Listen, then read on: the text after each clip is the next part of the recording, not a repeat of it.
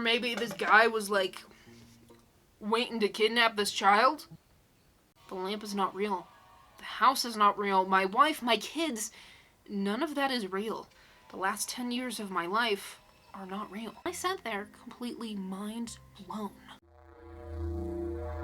As my dog walked by to go sit on her bed, we have behind the L part of the sectional. L? Around 6'2", 6'7". So hello everyone, and welcome to my channel, or welcome back to my channel. I'm Jessica Laylah, and let me ask you a question. Have you ever had something happen to you that you just can't explain? A memory, a dream, a person, an occurrence, something that logic just couldn't explain to you or anyone else? Have you ever been looked at like you're crazy because you told someone what happened, but you know it was real? Well, in so many words, that's kind of what today's video is. So we're going to be visiting one of my favorite subreddits. I don't know if I included this in my top 3. Am I the a-holes up there? The relationship subreddit and this one are probably like my top 3. I don't remember what I said in that video. That was a long time ago. So in case you're new here and don't know what this is, Glitchy in the Matrix is a subreddit on Reddit dedicated to things that have happened that cannot be explained by logic. Meaning, it's an event where you're like, what the freak happened? And you just cannot explain it in human terms. I'm gonna give you an example post in a minute so you can see what we're talking about. It's generally like things like doppelgangers, or you're hearing a sound and you look and then it stops and you're like, what the freak was that? And they're a little bit creepy. They're a little bit creepy, they're a little bit spooky, which is their favorite thing on this channel. And the last time we even checked out this subreddit was way back in January, so I'm excited to check it out once more. So everyone, what I want you to do is to grab your snacks, grab your drinks, get all comfy cozy, and let's just dive right in with the first post. So this one was actually a comment I saw someone linking to on another story. This story comes from desk_jockey26, and this was 13 years ago. My dad used to get up around 3 a.m. every morning for work. Starting at a very early age, I would wake up on my own and wander downstairs to see him before he left. One morning, when I was about 4 years old, I made it to the bottom of the stairs and noticed that the front door was ajar. I opened it up and saw my father in his favorite work shirt making his way down the driveway to his truck in his typical work outfit, plaid shirt and dickies. I swung the door open wide and yelled for him to come back for a hug before he left. He slowly turned around and just stared at me and started walking back towards the house. He was looking so strangely at me that it started to scare me, and I began crying and asking what was wrong. Just as he had almost reached me, a pair of arms encircled me from behind in a bear hug. I turned my head to see my understandably freaked out father staring at his doppelganger in the same outfit. The double took one look at my dad and ran down the driveway. Meanwhile, my dad yanked me in the house and locked the door. Weirdest morning ever. Never did quite figure that one out. I would not trust my 4-year-old memory of the event if it wasn't also witnessed by my father. He won't really talk about it these days, but my mom has since told me that he called out of work and she spent the day reassuring him he wasn't a nutcases. Any way you can get your dad's side of the story, just for a little perspective? Like anything odd in getting ready that morning or something? I actually did talk to him this evening and was tempted to ask him, but he's sick with bronchitis and sounded pretty crappy. As a side note, however, he gave my sisters and I each one of his plaid shirts for Christmas a few years back. It was a sweet idea, since we always stole his warm work shirts when we were cold growing up.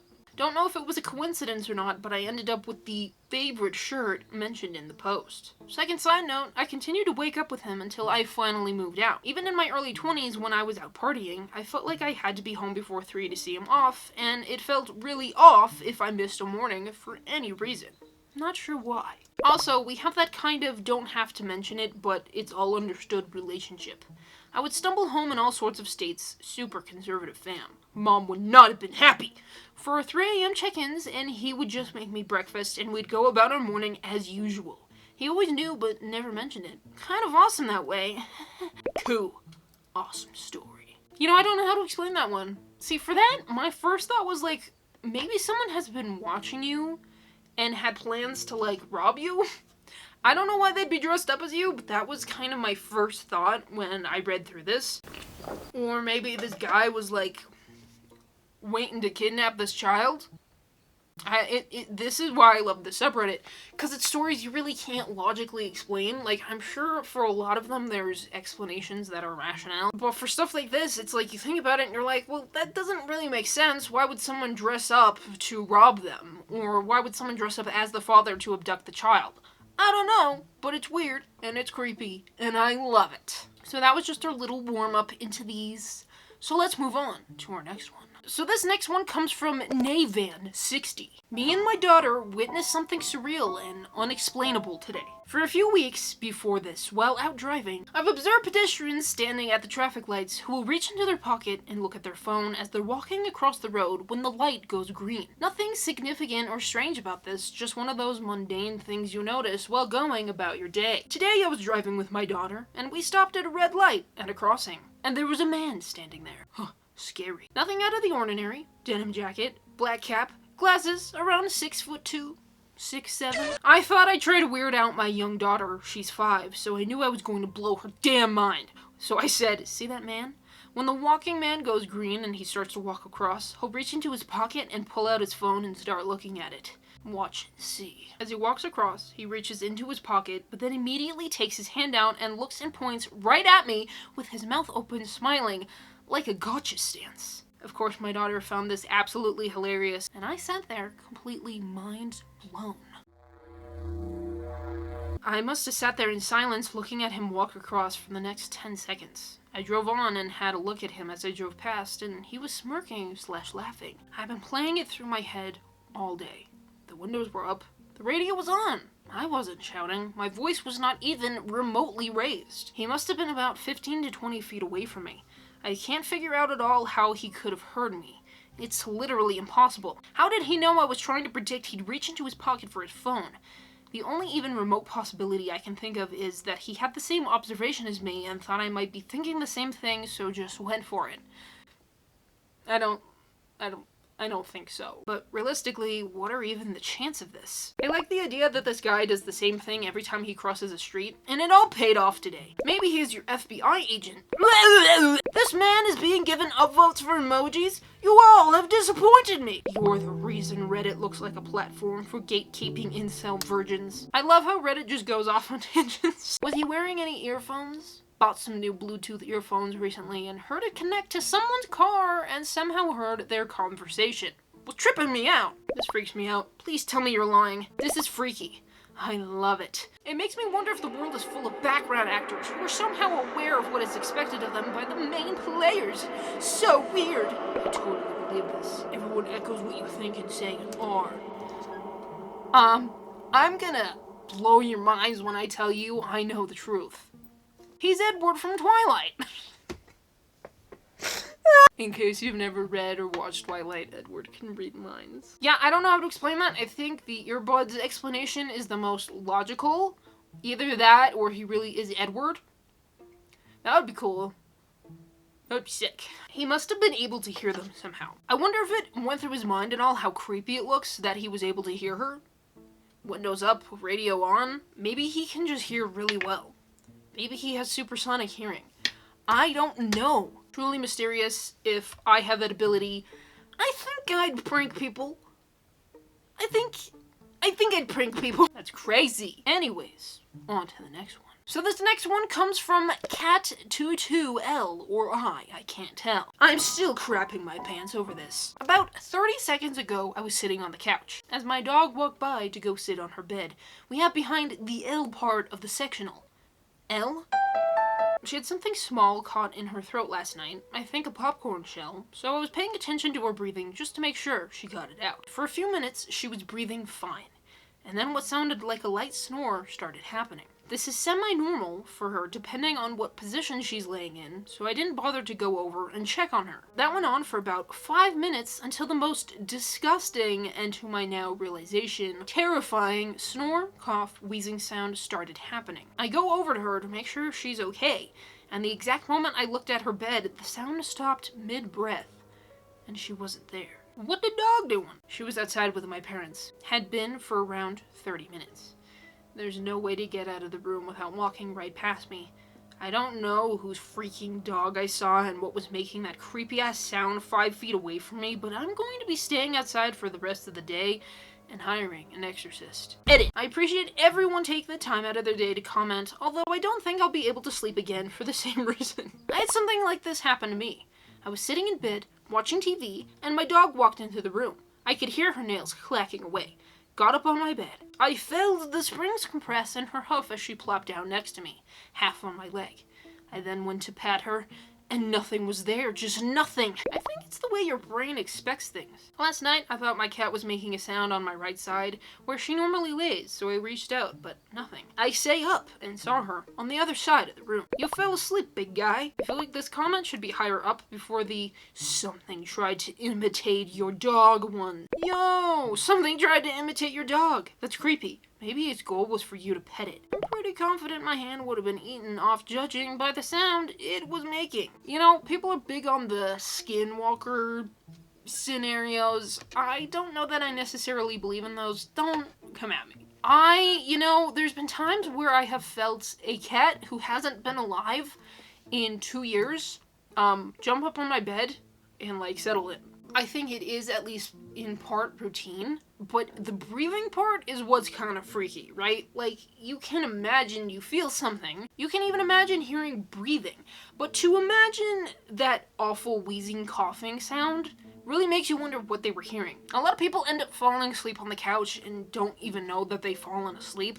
Night terrors are actually one of the leading causes for explanations of these stories, because it seems so real when you're in it, and even after you've woken and you're like, what? Huh? Who? Because your brain hasn't caught up to the fact that it was making stuff up because it was half asleep. I think sleep hormones can release and trick your brain. I've had some of the weirdest night terrors imaginable, where my entire bedroom wall is covered in moths. I wake up, I turn on the light, there's no moths. But then your brain convinces you it's 100% happening, 100% real. That would be my thought, or that they heard something else and getting up disrupted it.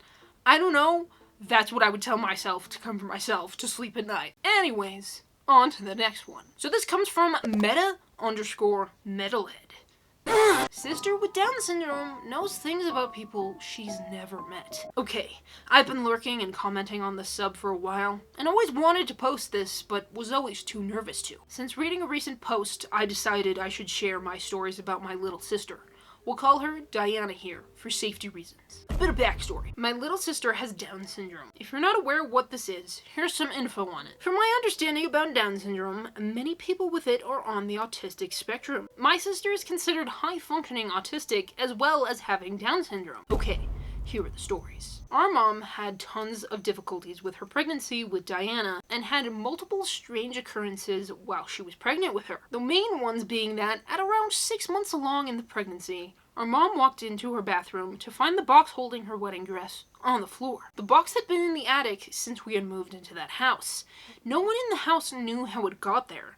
Mom started having contractions just after the incident and started bleeding. Dad took her to the ER, and after a day of her being in intensive care and having multiple tests done, my parents discovered that Diana has Down syndrome. After my mom gets out of the hospital, she sits with me and my older sisters down to talk to us about this, telling us that Diana will have an abnormality, her words, and explains to us that she will be different than normal kids. I remember very clearly that everyone but me was crying. I remember saying something along the lines of, but none of us are normal. Mind you, I was 12, and for sure my family is not very normal. Fast forward. Diana is born premature. I believe she was born at 7 months, but could be off a bit. Has tons of medical issues and has to have surgery immediately after being born. She was in NICU for the first 2 months of her life. We finally get to bring her home after she recovers. She was the tiniest little thing. By the time Diana was about 6 months old, my parents started doing physical and speech therapy with her, because she wasn't developing the way a normal baby would have been by that age,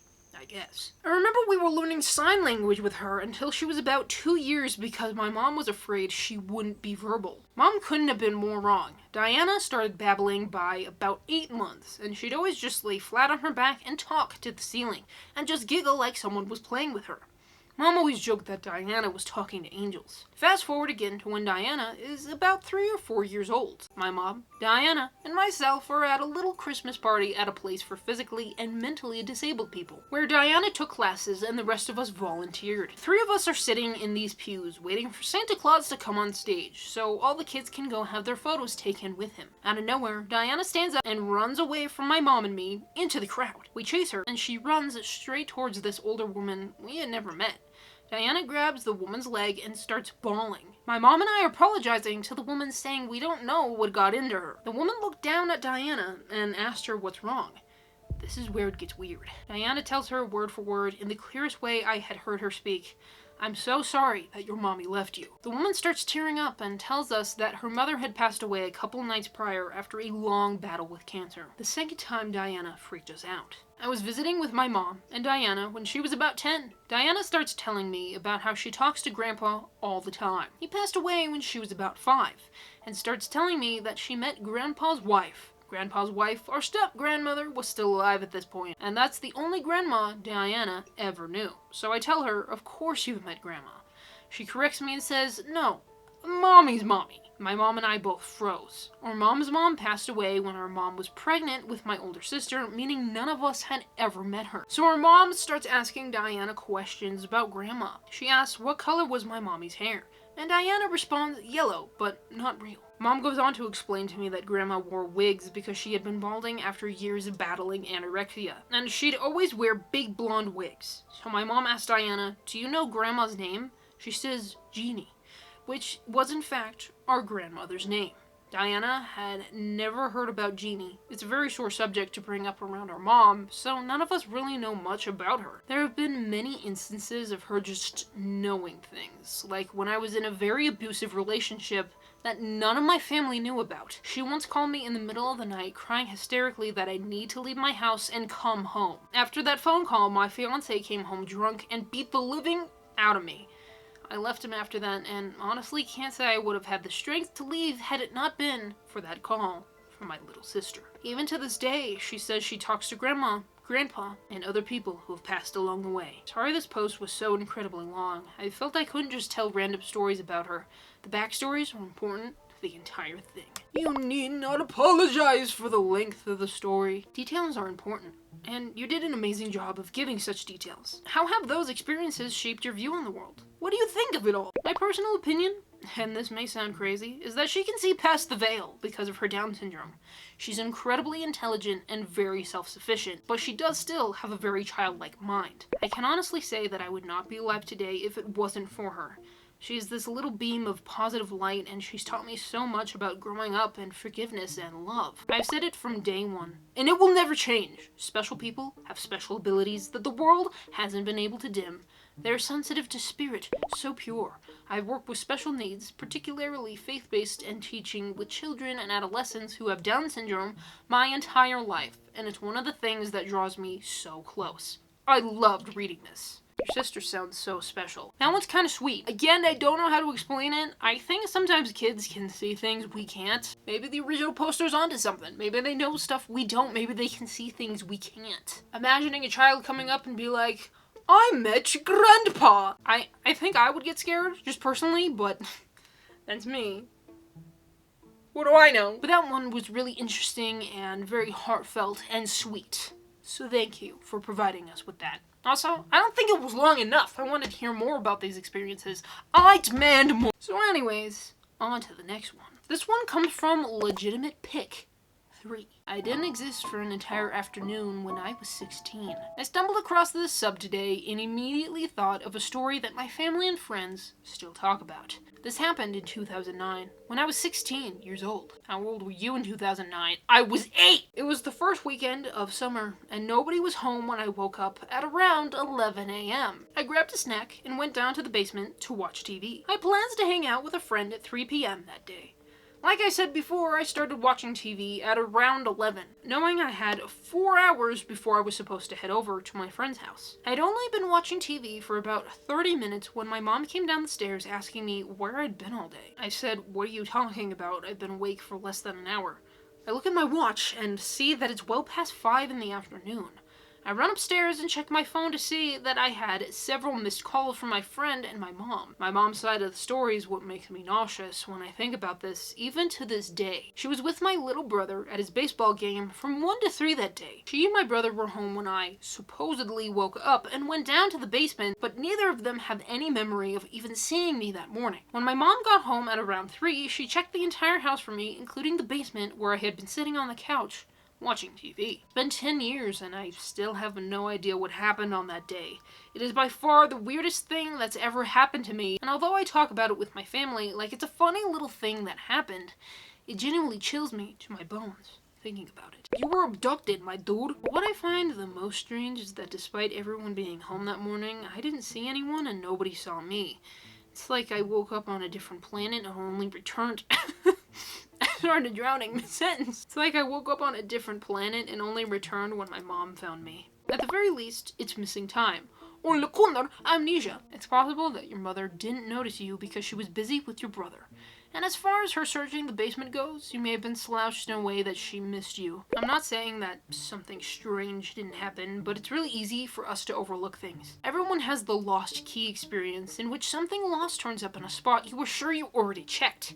It's not a mystery, it's that our perception overlooked it because our minds were preoccupied with something else.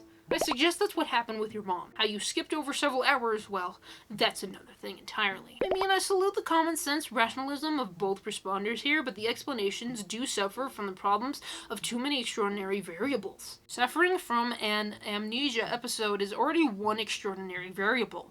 If we allow that one, then the second one is just too many. That they somehow all managed to miss each other in the same house, unless they were living in Graceland. Well, I think the second one, the one I call lost key syndrome, is really common, especially to anyone with a lot on their minds, which seems likely in OP's mother's case. I just don't like leaping to any conclusions. Maybe something really odd and out of the ordinary did happen, but let's rule out the other possibilities first.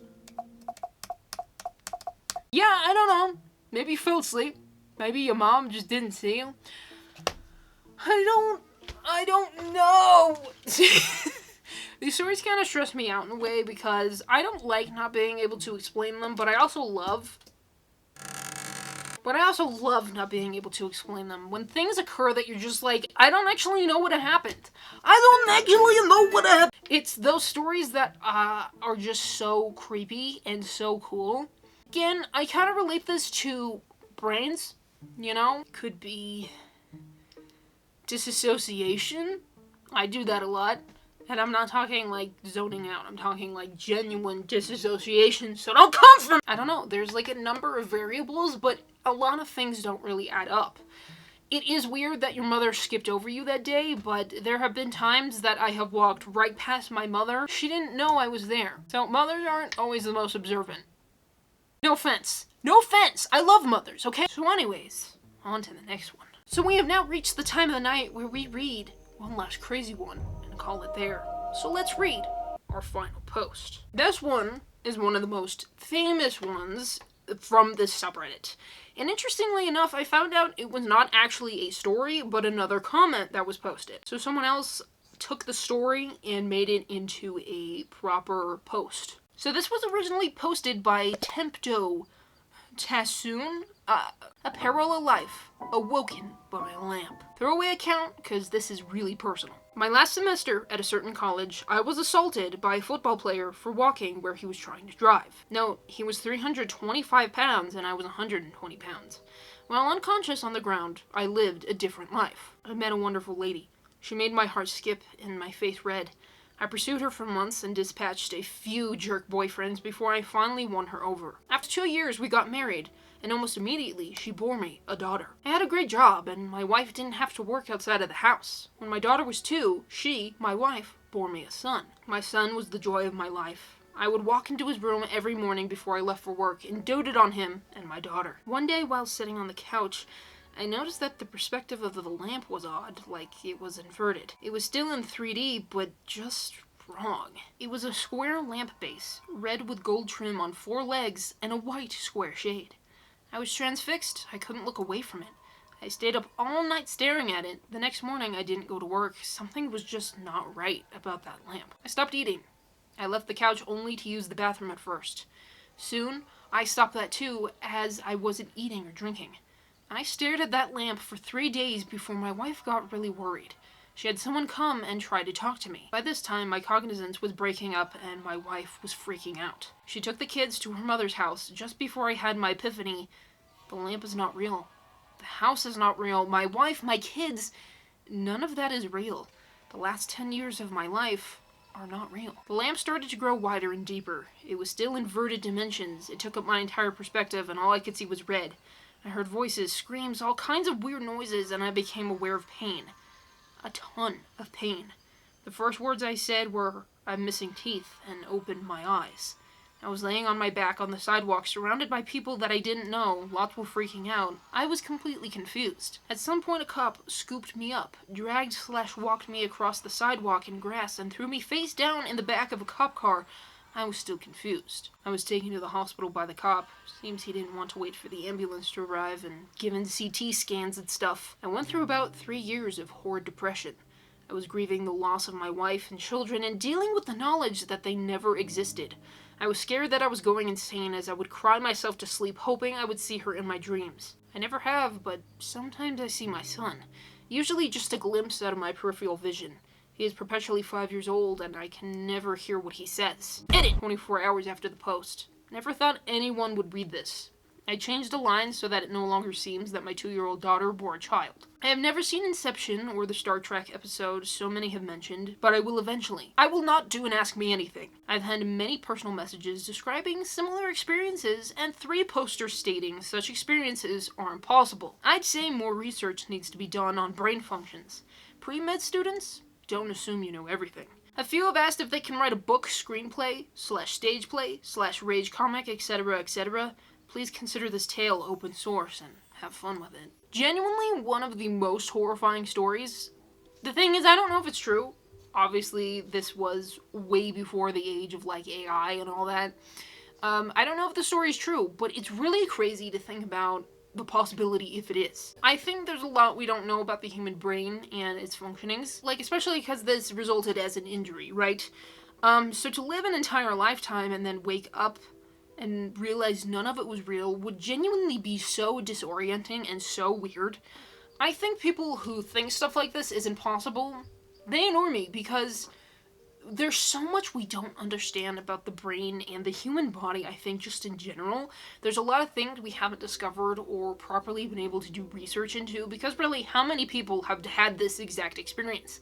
Even if it's thousands of people, against how many billions of people there are, it's not that common. And so I don't know if it's real. I don't know if it's fiction, but I think it is possible. I think people can experience stuff like this. It's amazing what your brain can do, but it's also horrifying to think of what the brain can do in order to protect itself, or just, you know, one part gets damaged and then all these other things come from it. It's really crazy to think about. So that one was really good, really sad, and really crazy. So yeah, that is where we're gonna cut it off for the night. Yeah, as I said, the last time we did one of these Glitch in the Matrix stories was January. That feels like a lifetime ago. That feels so long ago. That feels like it was 2 years ago rather than, what month is it? 8 months? Almost 9 months? Crazy how fast this year has gone. My perception of time is all screwed up. Just a little bit more of a chill video. I said this last week, just kind of going through a flare-up and all that, so we just need to kick it back and chill it a little bit sometimes, and there's nothing wrong with that. And what's great about these stories is that they're usually pretty short, but they're so interesting and they're so packed with like, whoa, kind of information. So yeah, that's where we're gonna cut it off for the night. If you want to read any of these posts yourself, I will link down to them below. And if you want to just check out the subreddit in general, I will also link down to that. And if you want to spend a little bit more time with me and have fun with the creepy side of Reddit, I will link down to my creepy Reddit stories playlist below. I think the creepypasta was the last creepy video we did, so it's time! And remember, those are sometimes filmed like way ahead of time. And if you want to see more stories like this in the future, or you just kind of like this channel, consider subscribing. Thank you all so much for watching. Hopefully you all enjoyed, and hopefully I will see you all here next time.